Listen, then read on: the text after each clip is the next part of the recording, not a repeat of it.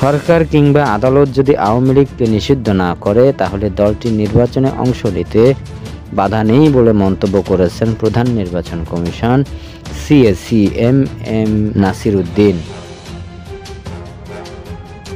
চট্টগ্রামের সার্কিট হাউসে ভোটার তালিকা হালনাগাদ জাতীয় সংসদ নির্বাচন উপলক্ষে আয়োজিত মতবিনিময় সভায় সাংবাদিকদের প্রশ্নের জবাবে তিনি এই মন্তব্য করেন।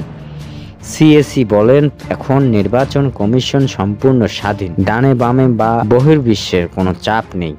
এখন আমরা বিবেকের চাপে আছি।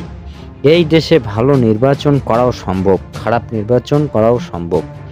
বিগত নির্বাচন কমিশনকে শাস্তির আওতায় আনা চিন্তা ভাবনা আছে কিনা তা জানতে চাইলে এএমএম নাসির উদ্দিন বলেন, এটা নির্বাচন সংস্কার কমিশনের বিষয়। আমরা তাদের সুপারিশনামা এখনো পাইনি, তবে আমাদের কমিশনের পক্ষ থেকে এই ধরনের কোনো চিন্তা করা যাচ্ছে না, এই ধরনের কোনো চিন্তা করা হচ্ছে না, সিদ্ধান্তও নেই। ভোটারদের আস্থাহীনতা দূর করার চেষ্টার কথা জানিয়ে সিএসি বলেন, এই জন্য বাড়ি বাড়ি যাব, 6 মাসের মধ্যে ওই কাজ শেষ করব।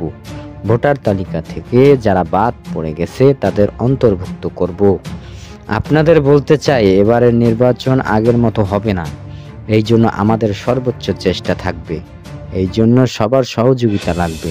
উল্লেখ্য, গণ আন্দোলনের মুখে ক্ষমতাচ্যুত হওয়া দল আওয়ামী লীগের নির্বাচনে অংশ নিতে পারবে কিনা সেটি নিয়ে রাজনীতির মাঠে নানা আলোচনা চলছে। বাংলাদেশে গণ আন্দোলনের নেতৃত্ব দেওয়া ছাত্ররা বিভিন্ন সংস্কার করে আনুষ্ঠানিক আগামী নির্বাচন আওয়ামী লীগকে সুযোগ না দেওয়ার কথা বলেছে।